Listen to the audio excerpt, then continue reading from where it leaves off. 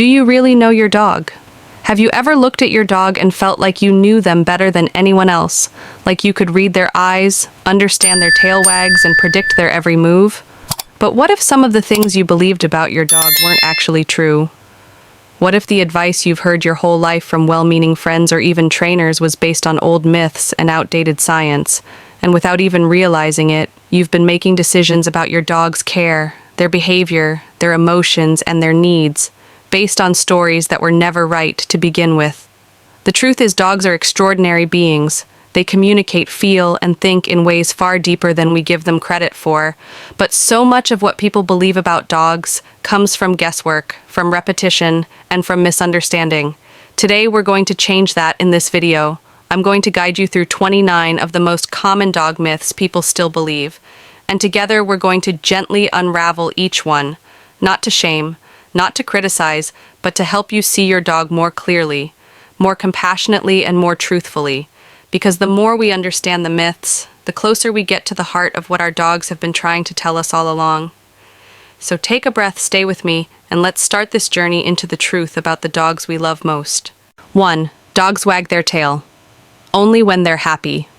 Most people think that when a dog wags its tail, it means they're happy. But that's a big misunderstanding, and one that can actually get you into trouble if you assume too much. Dogs wag their tails for many reasons, and while joy is one of them, it's far from the only one. A wagging tail can also mean nervousness, uncertainty, or even aggression, depending on how the tail is moving and what the rest of the dog's body is doing. If the tail is high and stiff with sharp, fast wags, your dog might actually be feeling tense or defensive, especially if their body is rigid or their ears are upright and alert. On the other hand, a soft, loose wag that moves the whole backside along with relaxed ears and eyes usually signals comfort and friendliness. And here's something fascinating that many people don't know. Dogs actually wag more to the right side when they feel safe and positive, and more to the left when they feel uneasy or threatened.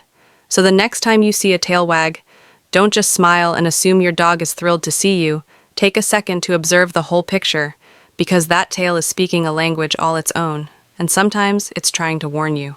2. A cold, wet nose means a healthy dog. We've all heard someone say it with confidence, like it's a proven fact passed down from generations, that if your dog's nose is cold and wet, they're healthy, and if it's dry and warm, something's wrong. But the truth is, this belief has little basis in reality.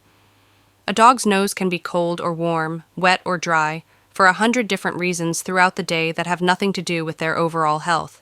It might be moist because they just licked it, or dry because they've been sleeping, or warm because the room temperature changed slightly. Dogs actually keep their noses wet not for health reasons, but to help trap scent particles more effectively, improving their already incredible sense of smell. A dry nose doesn't mean they're sick, and a wet nose doesn't mean they're fine.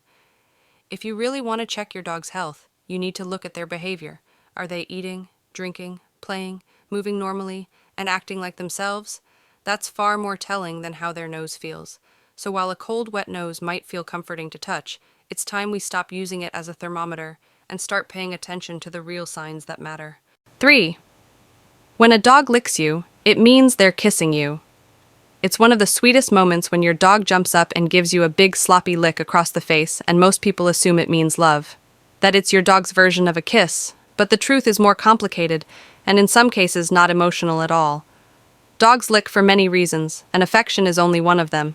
Sometimes they're licking because you taste good, especially if you've been sweating or eating something salty or savory. And other times, it's a submissive gesture, a leftover instinct from when puppies lick their mothers' mouths to ask for food. Licking can also be a way for dogs to explore their environment, since their tongues are sensitive and full of information, like a second nose. While your dog might very well love you, and their licking could be a sign of bonding, it's important not to romanticize it too much because in some cases, excessive licking can be a sign of anxiety or stress. If they're licking your hands or your face constantly, it might be worth observing what's going on emotionally or physically in their world. So the next time your dog licks you, enjoy the connection. But remember, it might not be a kiss. It might just be curiosity, habit, or even a little leftover peanut butter on your skin. 4. Dogs only hump. Because of dominance or mating. Seeing a dog hump another dog, A pillow or even a human leg can be surprising or awkward, and most people quickly assume it's about dominance or sexual behavior, but that's only part of the story, and often not the real reason at all. The truth is, humping can happen for many reasons unrelated to reproduction or hierarchy, and in fact, both male and female dogs do it, even if they've been spayed or neutered. Sometimes it's just overexcitement, a lack of impulse control, or simply play behavior gone a bit too far. Puppies often hump as part of learning social skills, and adult dogs might do it when they're stressed or anxious, not because they're trying to prove anything. In multi-dog homes, humping can even be a way to diffuse tension, not create it. What matters most is context. Watch the body language, the environment, and how the other dog or person responds. If it becomes obsessive or disruptive, it's worth addressing with redirection and positive training, not shame or punishment. So instead of jumping to conclusions about dominance, understand that humping is just another behavior that dogs use to navigate the world. And like everything else, it deserves understanding, not embarrassment. 5. Playing tug-of-war makes your dog aggressive. This one is especially common and unfair, because tug-of-war is actually one of the best games you can play with your dog when done the right way. But for years, people have avoided it, thinking it would teach their dog to challenge them or become more aggressive, and that's just not true. Tug-of-war, when guided by simple rules and boundaries, is not only safe, but incredibly beneficial. It builds confidence, strengthens your bond, burns energy, and teaches impulse control. The key is to set limits. Your dog should learn to start and stop on cue, to drop the toy when asked, and to play politely without grabbing your hand or escalating into roughness. And here's something surprising. Letting your dog win the game now and then doesn't make them dominant. It actually builds trust and satisfaction, especially for dogs that need to feel successful. In fact, trainers often use tug as a reward for working dogs because it's so stimulating and rewarding. So if your dog loves tugging, embrace it as a healthy outlet and teach them how to play respectfully, because this myth has robbed too many dogs of one of the most joyful, interactive ways to bond with their humans. 6. Dogs feel guilty when they've done something wrong. You've probably walked into the room, seen a mess on the floor, and found your dog sitting there with those guilty eyes, head lowered, ears back, tail between their legs, and it's easy to think they know exactly what they did, but what's really happening isn't guilt, it's fear or submission. Dogs aren't capable of feeling guilt the way humans do, at least not in the complex moral sense we experience it. What we often interpret as guilt is actually your dog reading your body language, sensing your tone of voice, and reacting to your emotional state. They've learned over time that when a mess is on the floor and you come home, you get tense, raise your voice, or look angry, and so they show appeasement behaviors to avoid conflict. In other words, it's not, I did something wrong and I feel bad. It's, I see you're upset and I'm trying to calm things down. This misunderstanding can lead to unintentional punishment or broken trust. Instead of assuming your dog is sorry, focus on setting clear boundaries and preventing unwanted behavior through structure, training, and patience. Because in their world, they're not being sneaky or bad, they're just surviving in a home where human rules don't always make sense. 7. Dogs eat grass. Only when they're sick. If you've ever looked out the window and caught your dog munching on grass, your first thought might be, oh no, they must be sick, because that's what most people believe, that dogs only eat grass to make themselves vomit or when they're not feeling well. But in truth, that's not the full picture. Studies show that most dogs eat grass simply because they like it, out of boredom, curiosity, or as part of their natural foraging instincts. In fact, less than 10% of dogs who eat grass actually throw up afterward, and most show no signs of illness before or after eating it. Grass may act like fiber or simply feel good to chew, and in the wild, canines have been observed eating plants as part of a balanced diet. That said, if your dog is frantically eating grass every day, especially combined with other signs of distress, then yes, it could signal an upset stomach or a deeper issue that needs a vet's attention. But for the occasional grassy snack, it's usually harmless, as long as the grass hasn't been treated with pesticides or chemicals. So next time you see your dog grazing like a cow, don't panic, just make sure they're safe and let them enjoy a little taste of nature. 8. You shouldn't let your dog win tug-of-war. This myth comes from the outdated belief that dogs are always trying to dominate you and that letting them win games like tug-of-war will make them think they're the boss of the house. But that couldn't be further from the truth. In fact, letting your dog win now and then can be one of the best things you do for their confidence, especially if they're shy, anxious, or just learning how to engage with you. Winning doesn't create dominance. It creates joy, satisfaction, and motivation to play again. It's like when a child scores a goal in soccer or wins a round of hide and seek. They feel proud, more connected to the experience, and more excited to participate next time. What really matters in tug-of-war isn't who wins, but how the game is played. Teaching your dog to follow simple rules like drop it, wait, or take it turns tug into a fun and powerful training tool. It also builds impulse control, teaches appropriate mouth pressure, and gives you both a way to bond that goes beyond food or walking. So don't worry about winning or losing. What matters is playing with respect, communication, and love. Thanks to you, dogs know what they did. Wrong, it's tempting to believe your dog knows better after they chew your shoe or knock over the trash can, especially when they look at you with that guilty face. But here's the truth. They don't actually understand that what they did was wrong, in the human sense of morality. Dogs live in the moment, and unless you catch them in the act and guide them immediately, they don't make the connection between action and consequence the way we do. That sad expression? It's not guilt, it's submission. Your dog is reading your mood and trying to avoid confrontation, not expressing regret. This myth can cause a lot of frustration because it makes people assume the dog is being disobedient on purpose or acting out of spite. But dogs don't hold grudges or plan revenge. They act based on needs, habits, stress, or opportunity. So instead of scolding them after the fact, focus on prevention, redirection, and clear boundaries. If your dog gets into the trash, secure the lid. If they chew your shoes, provide better outlets like chew toys. And remember, your dog isn't trying to disrespect you. They're just navigating the world the best way they know how, with the tools you give them. 10. You should always greet dogs by letting them sniff your hand. This is something we've all been taught, that when meeting a new dog, the polite thing to do is extend your hand and let them sniff it as a way to introduce yourself. But surprisingly, this can actually be a mistake. From a dog's point of view, a hand coming straight toward their face, especially from a stranger, can feel intrusive or threatening. Not every dog is comfortable with close contact right away, and some may react with fear, anxiety, or even aggression if they feel cornered. A better approach is to turn slightly sideways, avoid direct eye contact, and let the dog choose whether or not to approach you. If they sniff your leg, your shoes, or simply linger nearby, that's already an invitation to start building trust. And once the dog seems relaxed, you can gently offer a hand from below or to the side, not from above. Consent matters, even with dogs. It's all about respect, patience, and reading body language. Just like people, every dog is different, and the kindest way to greet them is to give them the choice to greet you back. 11. Dogs that growl are always being aggressive. There's something about the sound of a dog growling that instantly makes people uncomfortable, and most of us were raised to believe that a growl is a warning of aggression, something dangerous that needs to be shut down immediately. But here's the truth. Growling is not a bad behavior. It's a communication tool, and one of the most honest ways a dog can tell us, "I'm not okay right now." When we punish a dog for growling, we're not solving the problem. We're simply teaching them to stop warning us, which is far more dangerous. A growl is a gift. It's your dog saying, "Please stop," or "I'm scared," or "I need space." Ignoring or correcting the growl doesn't fix the fear or discomfort behind it. It just silences the warning and pushes the dog closer to biting without any signal.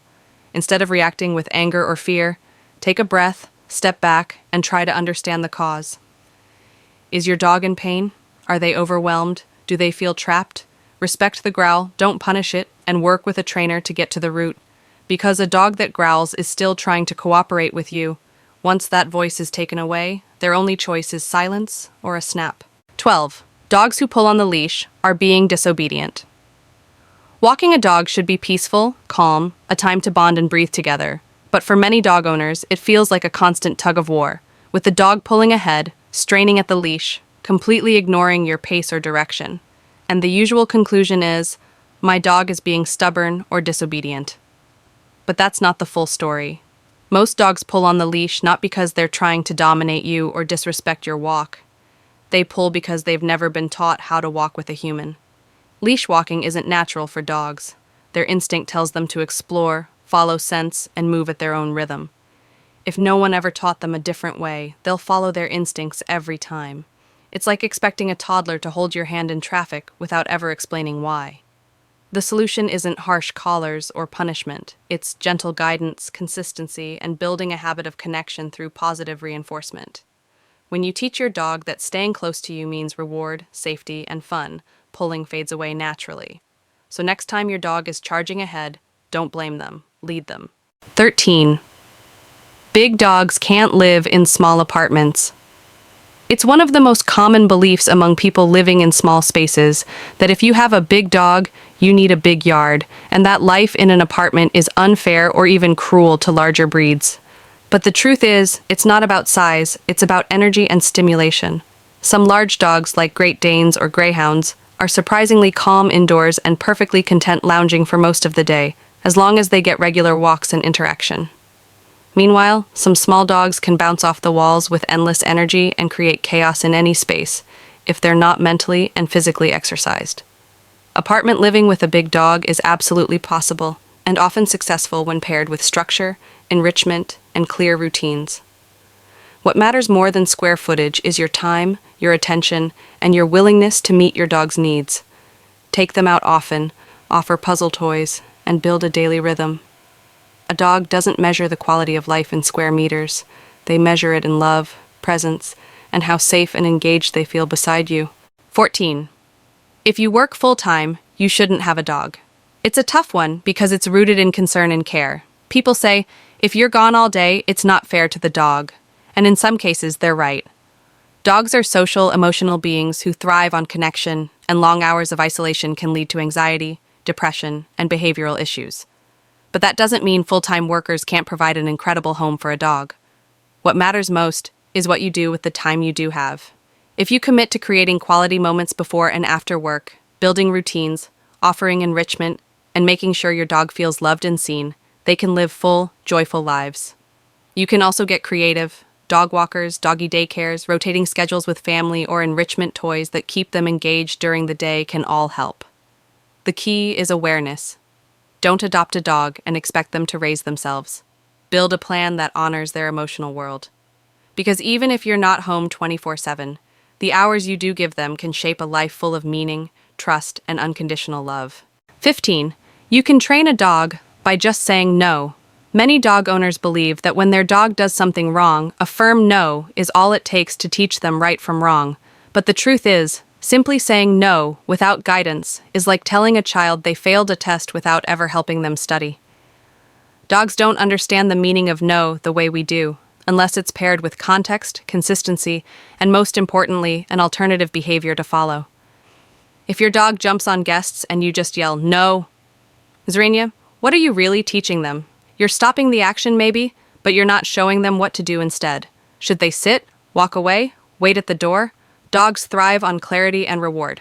That's why so many trainers today are moving away from punishment-based techniques and leaning into positive reinforcement, because when a dog understands exactly what earns your praise, they'll offer it again and again. And if you've ever struggled to train your dog or felt like you're stuck repeating the same corrections over and over, you are not alone, and you don't have to figure it out by yourself. That's why I want to tell you about something that changed everything for thousands of dog owners, including me. It's called The Online Dog Trainer, a gentle step-by-step video program created by Doggy Dan, a professional dog trainer with over a decade of experience. Whether you're raising a puppy, dealing with leash pulling, barking, separation anxiety, or even aggression, this program shows you how to build trust, calm energy, and real results, without yelling, fear, or force. What I love most is that it's all based on understanding the dog's mind first, then teaching from that place of connection. I'll leave the link below if you want to check it out, and I promise, it's not just training, it's a relationship shift, the kind your dog has been waiting for. Now let's move on, because there's another myth that even experienced dog lovers still believe. 16. Dogs should always eat from a bowl. Feeding time feels like a routine. Scoop the food, pour it into the bowl, and your dog rushes over to devour it in seconds. But have you ever stopped to ask, is this really the best way to feed a dog? The idea that dogs should always eat from a bowl is more about human convenience than canine well-being. In fact, for many dogs, especially those with endless energy or boredom-related behaviors, eating from a bowl is a missed opportunity. Dogs are natural foragers. In the wild, they'd spend hours searching, sniffing, and working for their meals. When we give them food in 5 seconds flat, we're taking away a huge part of their mental stimulation. That's why enrichment feeding, like puzzle toys, snuffle mats, frozen Kongs, or scattering kibble in the grass, can completely transform a dog's daily rhythm. It turns mealtime into a challenge, a game, even a calming ritual. And it's especially powerful for anxious, destructive, or reactive dogs who need structured outlets to reset their nervous system. So while a bowl is easy, it's not always best. Mix it up, make it fun, and feed their brain, not just their belly. 17. Dogs that sleep all day are just lazy. It's easy to look at your dog curled up on the couch for the 5th hour in a row and think they're just lazy or bored, but dogs sleeping a lot during the day is actually completely normal, and in many cases, it's a sign they feel safe, secure, and at peace in your home. Most adult dogs sleep between 12 to 16 hours a day, and puppies and seniors sleep even more. That's because rest is essential for their mental balance, immune function, and emotional regulation. Dogs aren't built to go non-stop all day like many humans are forced to do. Instead, they follow patterns of rest, play, observation, and interaction. Of course, if your dog is suddenly sleeping way more than usual, ignoring meals, or not reacting to stimulation like usual, that could be a sign something is off, and you should check with your vet. But for the most part, if your dog spends their day drifting between cozy naps, following you from room to room, and joining in when something interesting happens, they're not being lazy, they're just being a dog. And honestly, we could all learn something from their rhythm. 18. Dogs only learn when they're young. There's a deeply rooted belief that if you don't train your dog when they're a puppy, you've missed your chance, and that old dogs can't learn new tricks. But this couldn't be more wrong. Dogs are capable of learning at any age, and in fact, many older dogs are even easier to train than puppies because they've matured emotionally, have longer attention spans, and are more focused on pleasing their person. The secret isn't age, it's how you teach.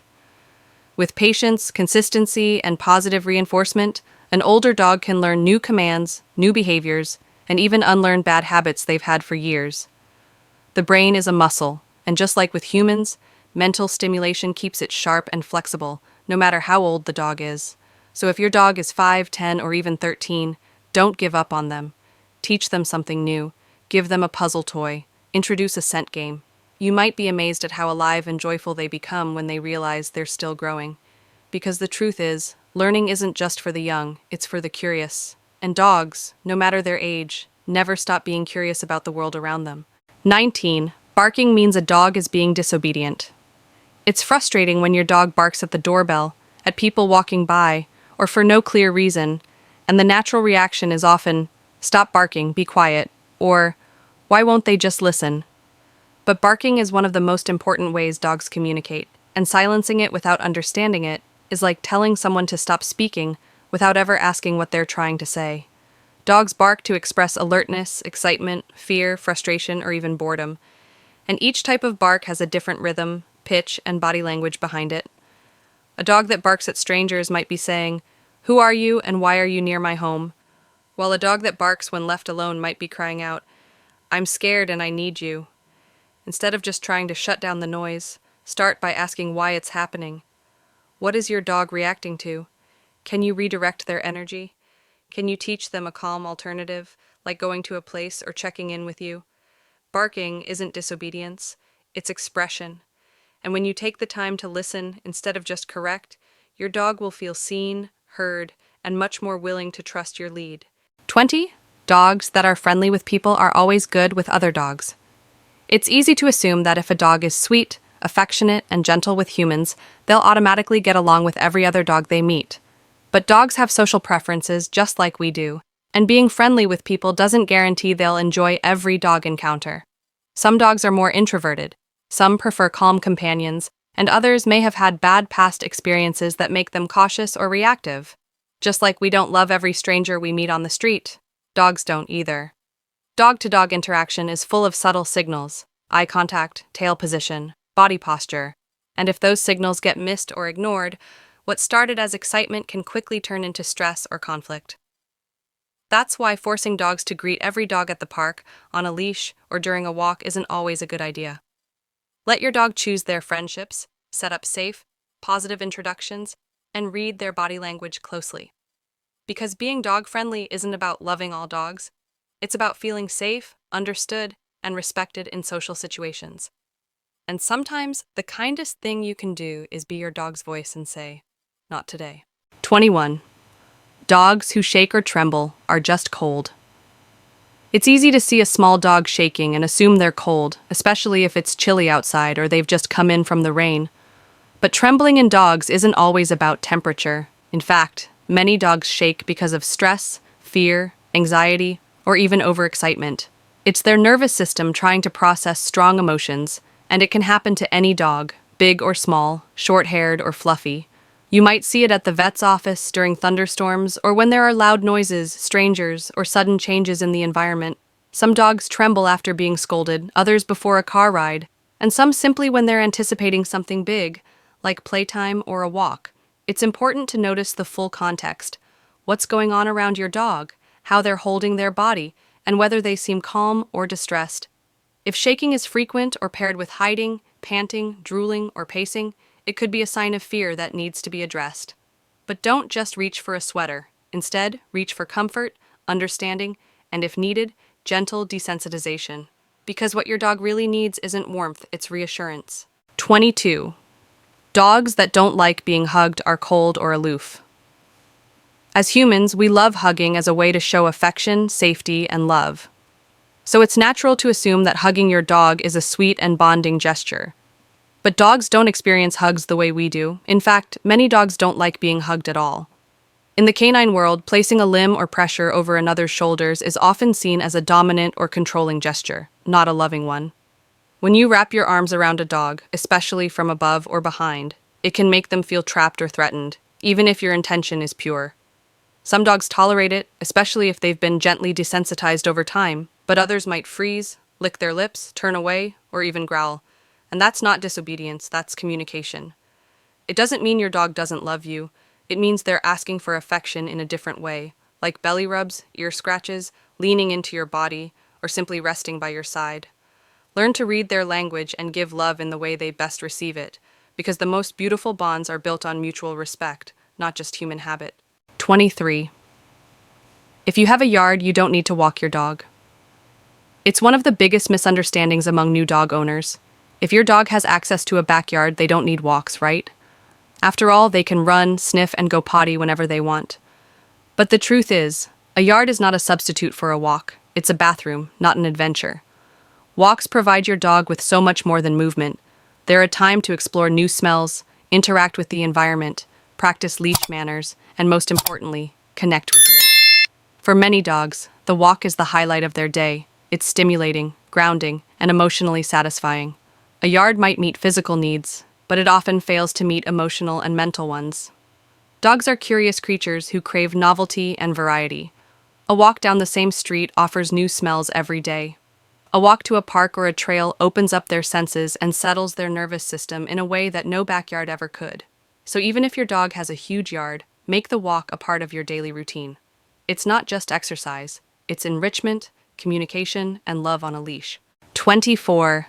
Growling dogs should be punished immediately.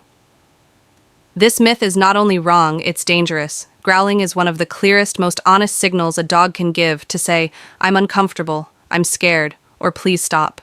And yet, so many people react to a growl with anger, punishment, or fear, trying to silence it instead of listening to what it's trying to communicate. When you punish a dog for growling, you're not solving the issue. You're removing the warning sign. That makes the dog more likely to skip straight to biting next time because they've learned that growling gets them in trouble. Growling is a gift. It's a chance to pause, reassess, and ask, what does my dog need right now? Are they overwhelmed? Are they in pain? Are they protecting a resource? Are they being touched in a way that feels unsafe? Instead of correcting the growl, protect the space. Give them distance. Help them feel safe. And work with a qualified trainer to get to the root of the problem, because a dog that growls is still trying to cooperate. It's the silent dog who's been shut down that often becomes the real danger. Listen early, before they feel like they have no other choice. 25. You shouldn't let dogs sleep in your bed. Letting your dog sleep in your bed has been a source of debate for years, with many people insisting that it creates behavioral problems, reinforces dominance, or makes training harder. But here's the truth. Sleeping in your bed doesn't ruin your dog, and in many cases it actually strengthens your bond. Dogs are social animals. In the wild, they slept in close contact with their pack for warmth, security, and connection. Sharing a sleeping space is one of the deepest forms of trust a dog can offer. Of course, there are exceptions. If your dog is possessive over the bed, reactive during sleep, or interfering with your rest, it might be best to give them their own space. But the idea that sharing your bed automatically causes behavioral issues is a myth. What matters more than location is structure and boundaries. Can your dog get off the bed when asked? Can they sleep elsewhere if needed? If yes, then co-sleeping is a personal choice, not a discipline issue. So if you enjoy waking up to your dog's warm breath and gentle snoring beside you, don't feel guilty. You're not spoiling them. You're simply sleeping with someone who sees you as home. 26. Dogs don't get depressed like humans. It's hard to imagine a dog, a creature so full of tail wags, zoomies, and bright eyes, experiencing something as heavy as depression. But dogs are deeply emotional beings, and yes, they absolutely can suffer from depression. It might look different from how humans show it, but the signs are there. Loss of appetite, sudden disinterest in play, sleeping all day, avoiding interaction, even withdrawing from their favorite person. Sometimes it's triggered by grief, the loss of a companion, a move, a major life change. Other times, it's the result of boredom, neglect, or chronic stress. Dogs need purpose, connection, and stimulation to thrive. When those things go missing, their spirit dims. The good news is, dogs are resilient, and with the right attention, routine, play, and sometimes professional support, they can come back to life. But it starts with noticing. If your dog just isn't themselves, don't dismiss it. Sit with them. Talk to your vet. Rebuild joy piece by piece, because dogs don't fake happiness, and when their spark fades, it means something's wrong. 27. Dogs that are left alone. All day are fine if they have toys. Leaving your dog at home with a few chew toys and some background noise might seem like enough to keep them happy until you get back. But for many dogs, especially those with strong attachment bonds, being left alone for long periods can be incredibly hard. Toys help, yes, but they're not a replacement for human presence, movement, or mental stimulation. Dogs are social pack animals. They thrive on companionship and routine, and when left alone too long, too often, they can develop separation anxiety, destructive habits, and even lose confidence. You might come home to torn up pillows or accidents on the floor and think they're misbehaving, but it's not revenge, it's stress. The solution isn't just tougher discipline, it's more connection. Build in pre-departure rituals, leave behind your scent, use puzzle toys, yes, but also rotate them, add variety, and when possible, consider a midday check-in, a walker, or even doggy daycare. When your dog knows you'll come back and that being alone doesn't mean being forgotten, the whole emotional landscape shifts. It's not about spoiling them. It's about helping them cope in a world they don't fully understand. 28. All dogs love to be petted. We think of petting as a universal gesture of love, but the truth is, not all dogs enjoy being touched, and even those who do have preferences about when, how, and where. Some dogs love chest rubs but hate head pats. Others enjoy gentle stroking along their sides but flinch when touched on the paws or ears. And for shy, nervous, or previously mistreated dogs, even a well-meaning touch can feel invasive or scary. The key is always to read their body language. Are they leaning into you or pulling away? Are they licking their lips, yawning, or freezing? Those are signals. And one of the most respectful things you can do is ask before touching, especially with dogs you don't know. Let them come to you. Offer your hand gently from the side, and if they choose to engage, you've built trust. Petting should never be forced. It should be a mutual exchange, a quiet language of comfort. And when it's given with consent and care, it becomes something far deeper than touch. It becomes connection. 29. You should be the alpha, or your dog won't respect you. This might be one of the most persistent and damaging myths in dog training. The idea that you need to be the alpha, the pack leader, the dominant force in the household to earn your dog's respect. But modern science and real-world experience have shown us again and again that dogs don't need a dictator, they need a guide. The old dominance theory was based on flawed studies of captive wolves, not natural dog behavior. In reality, healthy dog-human relationships are built on trust, not fear. Your dog doesn't respect you because you eat before them or walk through doors first. They respect you when you're calm, consistent, and compassionate. When you communicate clearly, when you meet their needs without punishment, when you offer safety, not control.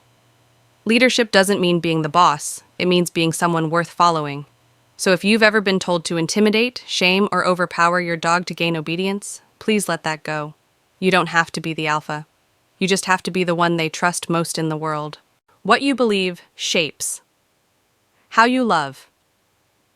Every myth we've broken today isn't just about facts. It's about the deeper truths that shape the way we love, care for, and understand our dogs.